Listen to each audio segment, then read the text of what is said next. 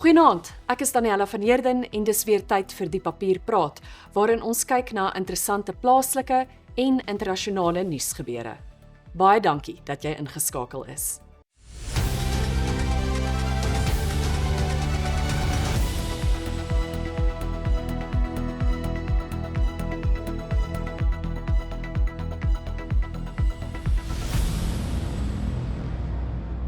Môre is Vrydag, wat beteken dat daar weer 'n splinternuwe uitgawe van Die Papier landwyd op die rakke is. En hier is enkele stories waaroor jy kan lees. Die NVG erken dat daar 'n onvoltooide strafregtelike ondersoek teen minister Daina Pule is. Vanderbijlpark se lugbesoedeling is byna 24 keer erger as aanvaarbare internasionale vlakke. Ons vra, is koalisies ons voorland in plaaslike verkiesings? En wat gaan die impak wees van die koue front wat die Kaap hierdie naweek tref? Ons kyk ook na skole rugby in die lig van die naweek se bekleierery. En dan het ons ook vir jou sportnuus. Vanaand val die fokus op rugby. Jana Swart gesels oor die afskop van die Greatest Rivalry reeks môre aand, Saterdag se Springbok toets teen die Pumas in Buenos Aires en die naweek se Curriebeeker kragmetings. Maar voordat ons daarby kom, het ons eers vir jou hierdie interessante nuus. Julie was amptelik die warmste maand wat nog ooit in Frankryk aangeteken is. Dit sedert metings in die jaar 1900 begin is. Dit het vorige rekords oortref wat tydens die hittegolwe van Augustus 2003 en Julie 2006 opgestel is. Die maand was ook Frankryk se derde droogste Julie ooit, met reënval byna 70% onder die gemiddelde. Volgens die Franse weerdiens het dit gelei tot 'n verhoogde risiko vir veldbrande. Die opeenvolgende hittegolwe sedert Mei het verlede maand bygedra tot die verspreiding van die grootste veldbrand wat die land sedert 1949 getref het. Sowat 42.000 hektaar is afgebrand. 'n Vrou in Italië se Puglia-streek het haar loterykaartjie van €1 miljoen teruggekry. Dit nadat vullisverwyderingswerkers vir langer as 'n dag hope huishoudelike vullis op hulle vragmotor gefynkam het. Die vrou wat anoniem wil bly, het Sondag na haar plaaslike winkel gegaan om haar kaartjie na afloop van die trekking te gaan haal. Of liefs na te gaan. Die masjien het dit as nie betaalbaar gewys omdat kleiner kleinhandelaars slegs klein wenbedrae kan uitbetaal. Sy het die kaartjie weggegooi en huis toe gegaan, onbewus daarvan dat sy die boerpot gewen het. By haar huis het 'n familielid haar vertel dat die nommers wat sy altyd speel, gewen het. Hulle het teruggehardloop na die winkel, maar ontdek dat die kaartjie in die asblik gegooi is en die vullis reeds verwyder is. Die vrou het later in trane uitgebars toe sy gehoor het dat die kaartjie opgespoor is. Sy sal egter moet opdok vir al die addisionele koste wat die afvalbestuursmaatskappy aangegaan het met die soektog. Motoriste wat gereeld die N4 in Mpumalanga gebruik, weet teen hierdie tyd reeds van die Alzu Petroport. Dis veel meer as 'n volstasie en het oor die jare bekend geword as 'n plek waar reisigers nie net lekker kan eet nie, maar ook 'n groot klomp wild kan dophou, dit terwyl hulle asem skep. By Alzu is daar onder andere renosters, elande, buffels, swartwitpense, gemsbokke, sebras en verskeie voëlsoorte te sien. Maar die laaste 2 maande is dit veral 'n splinternuwe baba renoster wat besoekers veel langer laat kyk. Klein Joey is in Mei vanjaar gebore en word soos goud opgepas deur sy waaksame ma, Mafonyane. Joey is vernoem na Johan van Rensburg, wat jarelank die Petroport se bestuurder was. Hy is in 2025 skielik oorlede. Volgens Jelani Nel, die bemarkingsbestuurder by Alzu, beteken die ligging langs die snelweg dat die renosters en ander diere in van die veiligste en bes gemoniteerde omgewings leef. Daarvoor sorg die diere se sigbaarheid, konstante besoekersverkeer en 24 uur sekuriteit deur hoogs opgeleide en gewapende sekuriteitswagte. Al die diere word deur 'n ervare span, wat veeartse insluit, versorg. Nou vir 'n kykie na die hoogtepunte in môre se uitgawe van Die Papier. Die Papier kan van dese week onthul dat die nasionale vervolgingsgesag moet besluit of Daina Pule, die minister van maatskaplike ontwikkeling, vir korrupsie vervolg gaan word of nie. Dit volg nadat die Papier 'n aansoek kragtens die Wet op Bevordering van Toegang tot Inligting of PAIA gebring het, dit om te probeer vasstel wat van die verskillende ondersoeke na Pule geword het. Die saak spruit uit beweerde korrupsie met aanstellings in die Departement van Kommunikasie en staatsinstellings wat daaronder val. Die DA het die polisie in 2013 gevra om Pule, die sakeman Posane Mqibisa en 2 eertydse senior SAIK-amptenare, die groephoof Lulama Mokoba en finansiële hoof Gugu Duda, te ondersoek. Die klagte het gespruit uit beweringe dat Mqibisa, wat na bewering in 'n romantiese verhouding met Pule was, met haar medewete gehelp het om vriende en familielede op talle direksies te kry. Dit sluit in die van die poskantoor, Sentech, die SAIK en die Universal Service and Access Agency of South Africa. Die valke het van dese week by monde van luitenant-kolonel Katlego Mogale, woordvoerder, aan die papier bevestig 'n dossier is op 24 Julie 2025 na die NVG verwys vir 'n besluit oor vervolging. Lees ons politieke redakteur Jana Marx se omvattende berig hieroor in môre se uitgawe van die papier. Die munisipale verkiesing in November kan 'n skerp toename in sogenaamde koalisies van plaaslike eenheid meebring. So meen politieke ontleeders. 'n Peiling deur The Common Sense en sy navorsingsvernoot, die Social Research Foundation, het geraam sowat 500 ANC raadslede kan na November hulle poste kwyt wees. Dit spruit uit die aanname dat die party na stemdag ongeveer 4000 setels kan hê, sowat 500 minder as die 4548 setels wat hy in 2021 gewen het. Dr. Harlan Kloete, 'n plaaslike regeringskenner aan die Universiteit van die Vrystaat, waarsku dat die verlies van 500 raadslede nie noodwendig die verlies van 500 wyke beteken nie. Hy voeg by dat 'n party al die wyke kan verloor, maar nog steeds setels kan kry volgens die proporsionele stelsel. Maar hoe kan koalisies stabiliteit op plaaslike regeringsvlak verseker? Hier is Dr. Kloete. Na die 2021 verkiesing is ek ooreenkom wat ek gesê het, as jy stabiliteit wil hê, 'n plaaslike regering, dan moet die twee verloorders saamwerk, die twee grootste verloorders, wat die ANC en die DA is. Al twee van hulle beskik oor baie meer institusionele kennis as die kleiner party. Daar sê ek nie, daar is nie plek vir kleiner partye nie, maar wat huidiglik gebeur is, die twee verloorders, in steede van saamwerk, kry die verloorde werk saam met die kleintjies. Dis hoekom, as ek nou gesê het, Elgema het in Johannesburg burgemeester geraak, omdat die kleintjies manipuleer. It's a question of the tail wagging the dog. Dit was Dr. Harlan Kloete, 'n plaaslike regeringskenner aan die Universiteit van die Vrystaat. Lees meer oor hierdie kwessie in môre se uitgawe van die papier. Vanderbijlpark in die Vaal-driehoek se lug is so vuil dat IQ Air, 'n internasionale luggehalte platform, inwoners onlangs gewaarsku het om maskers te dra, buitemuurse aktiwiteite te beperk en vensters toe te hou.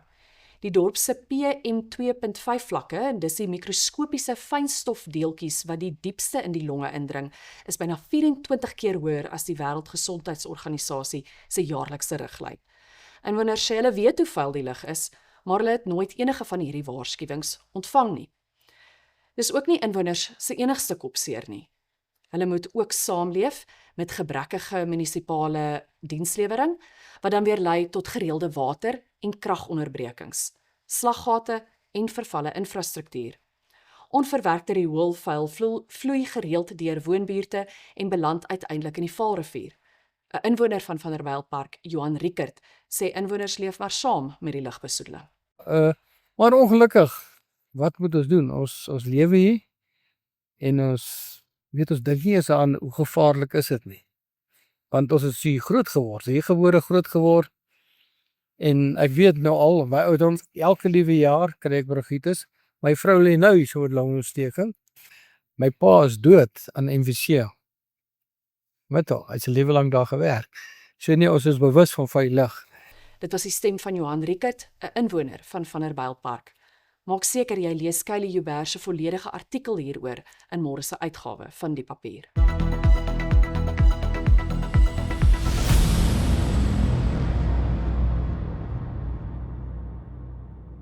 Weerkenners is dit eens dat ons nog nie ons winterklere kan wegpak nie, maar moenie te opgewonde raak oor sneeuvoorspellings vir Gauteng en ander gebiede waar dit nie gewoonlik sneeu nie. Volgens Annette Botha, 'n meteoroloog van Vox Weather, toon voorspellingsmodelle tans dat 'n sterk koue front die land teen Sondag in 'n koue greep sal hê. Dit kan wydverspreide reën, sterk wind en baie kouer toestande meebring, gevolg deur 'n moontlike afsnylaag. Botha en ander weerkenners met wie die papier gepraat het, sê egter dit kan nog geensins bevestig word dat dit in al 9 provinsies gaan sneeu nie. Faktore soos die posisie en intensiteit van die koue front, die moontlike ontwikkeling van 'n afsnylaag, die beskikbaarheid van vog en hoe laag die vriesvlak kan daal, moet alles in ag geneem word voordat sneeu met sekerheid voorspel kan word. Ons het ook vir professor Hannes Rautenbach, 'n senior weerkundige, gevra hoe die sneeuvooruitsigte lyk. Wel, met die winter wat al redelik lank in die gang is almal baie opgewonde oor die vooruitsig vir sneeu wat in hierdie naweek en ook oor die week wat daarna volg mag voorkom. Nou, wat kan ons sê in verband met hierdie sneeu? In die eerste plek, hierdie weervoorspellings wat uitgereik word is redelik akkuraat, so 3 dae vooruit, en dit wys dat Saterdag wat binne hierdie tydraamwerk val, daar wel 'n baie sterk koue front in die Kaap gaan aankom en dat hierdie koue front van so 'n aard is dat dit baie vriesende koue lug van die suide af gaan intrek oor die suidelike deel van Suid-Afrika. Nou dit beteken dat die Karoo definitief gaan sneeu kry, ons is baie seker daarvan, en hier praat ons van hier van Sutherland af tot hier in die Oos-Kaap, en dan soos Sondag se kant sal die koue uitbrei hier na die suide van KwaZulu-Natal en ook oor die hooglande van Lesotho. Ons kan redelik seker daarvan wees. Maar wat interessant is dat na hierdie koue inbeweeg het in die boelug daar 'n koue poellug gaan afsny van die suidelike lug af, en ons ken dit as 'n afsnylaag. Nou hierdie afsnylaag sny eers hier teen Sondag af en dit gebeur redelik ver oos in die land. Nou dit bring natuurlik vog in, wat beteken dat daar reën ook mag voorkom en die sneeu mag dan uitbrei hier na die Mpumalanga gebied. Wat Gauteng betref, wel, daar kan reën voorkom, daar's 'n goeie kans, omdat hierdie afsnylaag reën gaan veroorsaak, maar op hierdie stadium lyk die kanse vir sneeu hier na Gauteng se kant toe redelik skraal. Dit was professor Hannes Rautenbach, 'n senior weerkundige. 2 verskillende voorvalle van geweld en beweerde rasisme in skole rugby verlede naweek in die land die afgelope week behoorlik aan die gons. Die Noordval Komitee het intussen almal wat betrokke was by die appelswaaiery na die Verseker Noordval beker wedstryd tussen die Hoërskool Dr. E.G. Jansen en die Hoërskool Menlo Park geskort. Die skorsing bly van krag tot die dissiplinêre verhore wat 17 Augustus sal plaasvind.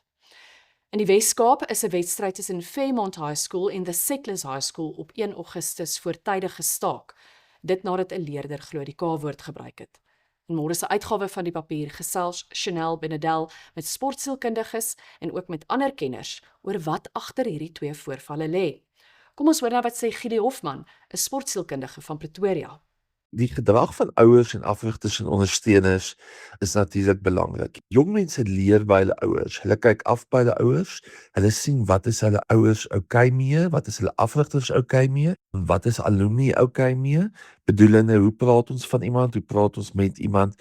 As jy byvoorbeeld wil hê jou kind moet respek hê vir sy afrigter, moet jy met respek van sy afrigter praat. En as jy wil hê jou kind moet hom vertrou, moet jy seker maak jou kind sien in hoekom hy sy afrigter moet vertrou. Dieselfde rondom skeieregters en ouers en ondersteuners. Dit was Gili Hofman, 'n sportsielkundige van Pretoria. Dit dan enkele belangrike sake waaroor ons berig in van dese week se uitgawe van die papier. Jy kan ook meer lees oor die vordering met herstelwerk in die Wes-Kaap na die onlangse stormskade. In ons profielartikel stel ons jou voor aan Gerard Skols, die man agter die restaurasie van die geboortehuis van die digters NP van Wyk en W.E.G. Lou in Sutherland. Ons gesels ook met Pietman Geldenhuys, mede-aanbieder van Op die Stoep, oor sy unieke humor, treffende stories en die Skotse persona wat hom so gewild maak. Dan het ons ook weer vir jou plaaslike en internasionale nuushoogtepunte, heerlike resepte en ons gewone lekker lees keur van rubrieke en meningsstukke. Daar's ook 'n speletjiesblad, 'n skolesportblad en 5 bladsye se sportnuus.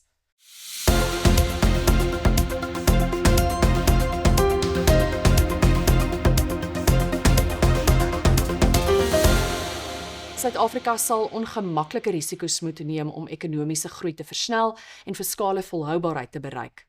Dis die boodskap van die Reserwebank se goewerneur, Lesetja Kganyago. Kganyago het vroeër van dese week tydens 'n lesing by Unisa gesê Suid-Afrikaners hou daarvan om te dobbel, maar is risikoskie wanneer dit by groei kom. Die feit dat Suid-Afrika gemiddeld teen minder as 1% per jaar gegroei het die afgelope dekade, moet volgens hom voor die deur van korrupsie, misdaad en 'n geknoei in sektore soos energie, water en logistiek gelê word. Hy het ook nie doekies omgedraai oor die rol van staatskaping nie. Volgens Kganyago beskryf dit wat gebeur wanneer instellings korrup bestuur word vir private gewin eerder as openbare voordeel. Hy het daarna verwys as 'n gevolg van die vernietiging van staatsinstellings, dit gedurende die bewind van oud-president Jacob Zuma.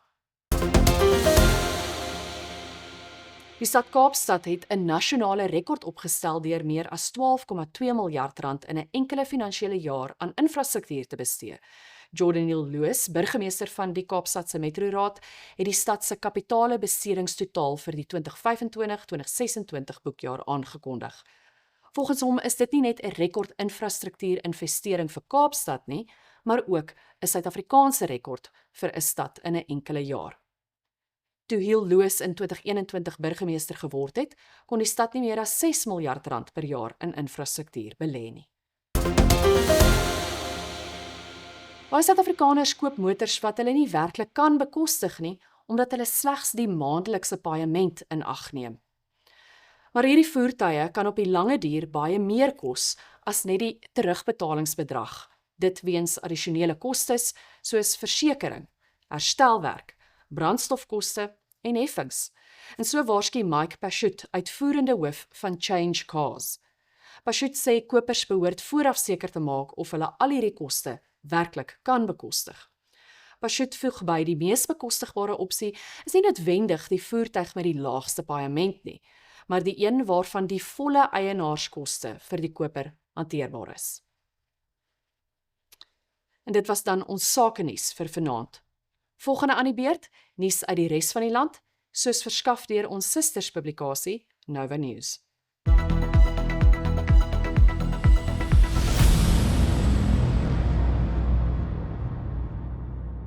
Henny van Eck, 'n afgetrede prokureur van Kebega, het pas die eerste 1300 km van 'n epiese reis per fiets afgelê. Hy wil die presiese roete volg wat die beroemde 19de eeuse natuurkundige en ontdekkingsreisiger William John Burchell in 1811 aangepak het. Burchell het destyds met sy pasgemaakte ossewa, werkers en skape vanaf Kaapstad deur Suider-Afrika gereis. Die geselskap moes berge, riviere en ander hindernisse oorkom en het in 5 jaar meer as 7000 km afgelê. Burchell het sowat 63000 monsters of voorbeelde van plante, diere en insekte versamel tydens die tog. Hy het ook lewensgetroue tekeninge gemaak van interessante plekke langs die pad. Al sy monsters en dokumente is na die Universiteit in Oxford gestuur en hy het sy ervarings geboekstaaf. Soos Burchell destyds, volg van Eck die sogenaamde Forgotten Highway. Dis 'n ou roete wat as wildspaadjies begin het en later deur mense gebruik is om van fontein tot fontein te reis. Van Eck wil die hele roete ry in sarsies van 3 weke met 'n ruskans tussenin. Op sy fiets is daar net plek vir 'n tent, opblaasmatras, kos en 'n gasstofie. Anders as Burchell, wat rigting gehou het met 'n kompas en die sterre, gebruik van Eck 'n GPS-toestel met voorafgelaaide koördinate van Burchell se ekspedisie. Nou ja, as dit vir jou na 'n avontuur en 'n half klink, lees gerus Sharnay Kemp se artikel oor hierdie hedendaagse avonturier op novanews.co.za.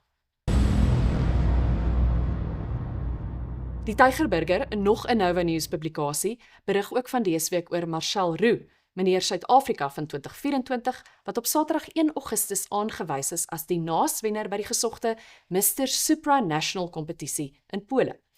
Die mansafdeling van die kompetisie is vanjaar vir die 10de keer aangebied, met deelnemers van 41 lande wat in verskeie rondes om die hooftitel meegeding het.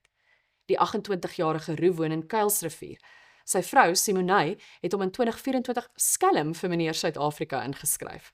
Hy was toe nog 'n sportorganiseerder by 'n laerskool en aanvanklik vies dat sy hom ingeskryf het. Maar toe hy besef dat die kompetisie oor meer as net voorkoms gaan, het hy die kans aangegryp. Hy is in November 2024 as meneer Suid-Afrika aangewys. Roux is deesdae 'n voltydse jeugleier by 'n kerk in Goodwood en studeer ook teologie.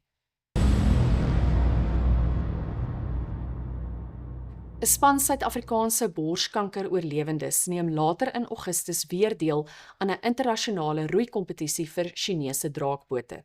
Die Suid-Afrikaners, wat hulle self die Amabele Bells noem, sluit hulle aan by 4500 geregistreerde deelnemers uit 25 lande wat met die gevreesde siekte gediagnoseer is. Die internasionale draakbootfees word gereël deur die Internasionale Borskanker-Roeierskommissie. Die eerste en enigste span in Afrika is 20 jaar gelede in Kaapstad gestig. Die draakbootfees is 'n uitvloeisel van navorsing deur 'n Kanadese sportmedisyne-kenner. Hy het in 1996 bevind dat die sportsoort die ideale oefening is vir vroue wat met limfedeem sukkel na mastektomie, die verwydering van limfnodes of bestraling weens borskanker. Dit help ook om mobiliteit in die bolyf te verbeter en die borswand te versterk. Die fees word deur deelnemers beskryf as 'n viering van almal wat met borskanker gediagnoseer is, of hulle nou langtermyn-oorlewendes is, of so goed moontlik probeer leef terwyl hulle behandeling ondergaan. Jy kan meer hieroor lees op novanews.co.za. Dan 'n oorsig van interessante nuus, soos verskaf deur ons susterspublikasie Nova News. As jy op hoogte wil bly van plaaslike, sowel as wêreldnuus, onthou, Nova News is gratis. 21 gemeenskapskoerante van reg oor die land sorg vir daaglikse opgedateerde nuus. Jy kan hulle volg by novanews.co.za. Nou is dit tyd vir sportnuus. Jana Swart is gereed om ons te vertel van die naweek se sporthoogtepunte. Goeienaand Jana, oor na jou.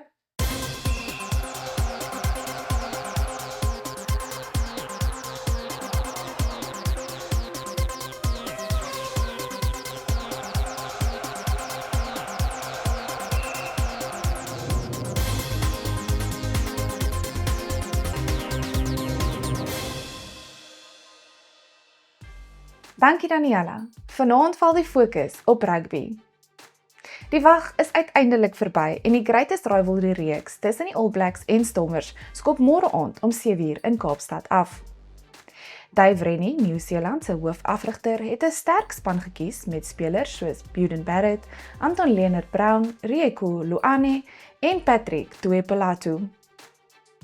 Die Stormers senter en voormalige blitsbok Roan Nel sal die span op die veld lei. John Dobson, die Stormers se afrigter, is opgewonde oor die geskiedkundige stryd. Dis die eerste keer wat die Stormers teen Nieu-Seeland te staan kom en Dobson sê die span is gereed om dit 'n onvergeetlike aand te maak vir hul ondersteuners. Die Springbok loskakel, Sasha Feinberg-Mngomezulu, maak Saterdag sy terugkeer tot die Bokbeginspan vir sy 20ste toetswedstryd teen die Pumas in Buenos Aires. Die groot vraag op almal se lippe is of hy betyds gaan reg wees om 'n wenfaktor in die Greatest Rivalry reeks teen die All Blacks te wees.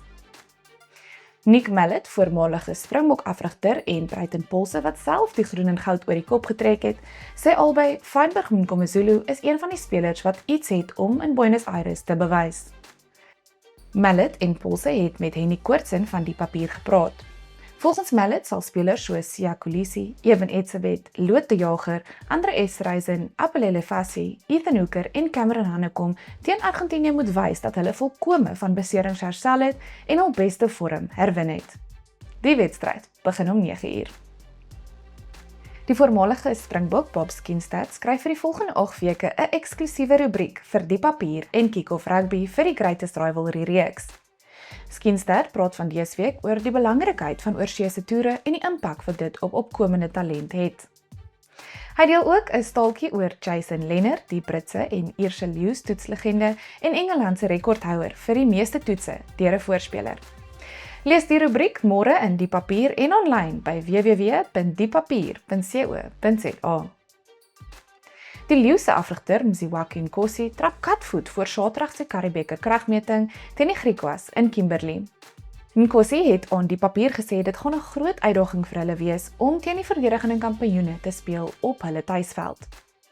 In ander wedstryde wat Saterdag gespeel word, wag die Bulle steeds vir hul eerste oorwinning in vanjaar se kompetisie. Hulle speel teen die Pumas op Loftus Versveld. Die Boland Cavaliers speel hul eerste wegwedstryd teen die Sharks en Sondag speel die Stormers tuis in Kaapstad teen die Cheetahs. Die Blitsbokke het reeds van dese week in alle erns begin met hul voorbereiding vir die SVNS reeks wat einde November met die Dubai toernooi begin. Hulbreier Philip Snyman het op die papier gesê die spelers het Woensdag amptelik met hul voorseisoen begin na 'n lang en welverdiende ruskans. Snyman het ook gesê hy wil vanjaar weer soveel jong spelers moontlik op die veld hê om ervaring op te doen. Dit was aan hierdie week se groot rugby nuus, maar maak seker jy lees môre die papier vir nog meer sportnuus. Ons het vir jou 6 bladsye se sport, wat ook 'n skoolsportbladsy insluit. Volg gerus ook ons webwerf by diepapier.co.za as jy op hoogte wil bly van plaaslike en internasionale sportnuus. Terug na jou, Daniela.